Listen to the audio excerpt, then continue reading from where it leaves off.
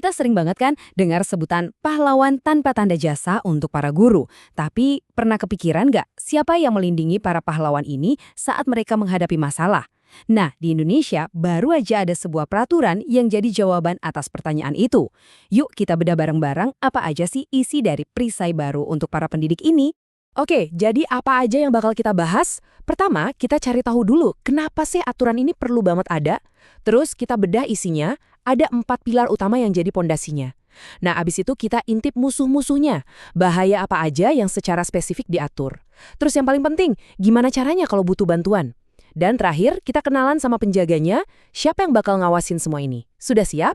Oke, kita mulai dari yang paling dasar. Kenapa? Kenapa peraturan ini harus dibuat? Jadi gini, ini bukan cuma update biasa loh. Ini adalah respons atas kebutuhan yang udah mendesak banget untuk ngasih perlindungan yang lebih kuat dan relevan buat para guru, menggantikan aturan lama dari tahun 2017 yang dirasa udah nggak cukup lagi. Tujuannya jelas untuk membuat mereka bisa bekerja dengan tenang dan profesional. Intinya tuh simple banget, tapi dalam. Seperti yang tertulis di pasal 2, tujuannya cuma satu, memastikan setiap guru dan semua staf di sekolah itu merasa aman dan nyaman. Jadi, mereka bisa datang ke sekolah setiap hari dan fokus pada hal yang paling penting, mendidik generasi penerus kita semua, tanpa perlu was-was. Oke, sekarang kita masuk ke bagian dagingnya nih, jantung dari peraturan ini. Jadi, perlindungannya itu bentuknya kayak gimana sih? Apa aja yang didapat oleh para pendidik? Nah, ini dia nih yang paling bikin penasaran. Dan ini dia 4 pilar super kokoh yang jadi pondasi perisai ini. Ada perlindungan hukum biar aman dari ancaman dan kekerasan. Ada perlindungan profesi jadi nggak bisa dipecat sembarangan. Terus ada perlindungan keselamatan dan kesehatan kerja. Dan yang ini juga keren banget. Ada perlindungan hak atas kekayaan intelektual buat karya-karya mereka.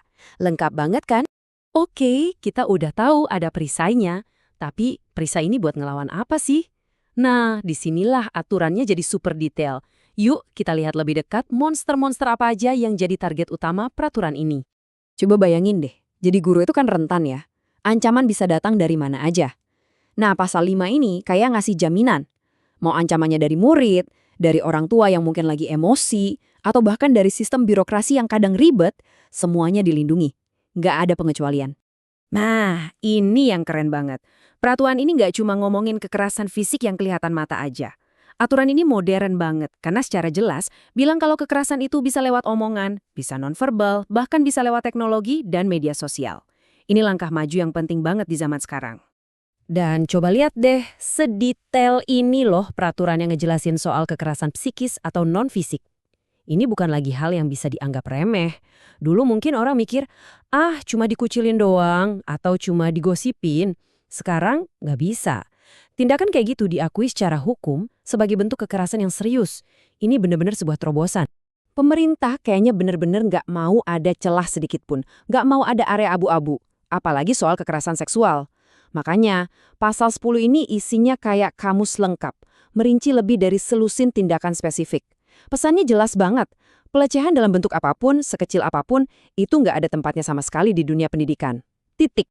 Oke, hak-haknya udah jelas, keren banget. Tapi sekarang pertanyaan terbesarnya, terus gimana caranya? Kalau amit-amit seorang guru butuh bantuan, mereka harus lari kemana? Apa langkah-langkahnya? Yuk kita bedah peta jalannya. Untungnya, prosesnya dibikin gampang dan jelas banget. Nggak pakai ribet, cuma ada 4 langkah. 1, Anda melapor. 2, laporan Anda diperiksa. 3, keluar kesimpulan sama rekomendasi. Dan 4, yang paling penting, ada tindakan nyata. Simple kan? Tujuannya biar siapapun yang butuh pertolongan nggak pusing duluan sama birokrasi. Nah, di pasal 18 ini ada 2 jalan yang bisa ditempuh buat nyelesain masalah. Jalan pertama itu jalur damai atau non-litigasi. Ini kayak ngobrol baik-baik, cari solusi bareng lewat mediasi. Tapi, kalau jalur damai ini mentok, ada jalan kedua, jalur hukum atau litigasi. Ini artinya kasusnya dibawa ke pengadilan. Dan yang penting, pendidik nggak akan sendirian karena bakal disediain bantuan hukum. Aturan sebagus apapun, kalau nggak ada yang ngawasin, ya percuma kan? Nah, ini dia pertanyaan krusialnya. Siapa yang bakal jadi wasit di lapangan? Siapa yang bakal mastiin semua perlindungan ini benar-benar berjalan? Kenalin, ini dia mesin penggeraknya. Satuan Tugas Perlindungan atau biasa disebut Satgas. Mereka inilah tim khusus yang bakal turun tangan langsung. Tugasnya lengkap, mulai dari menyebarkan info soal aturan ini, ngasih pendampingan, sampai menangani setiap laporan yang masuk.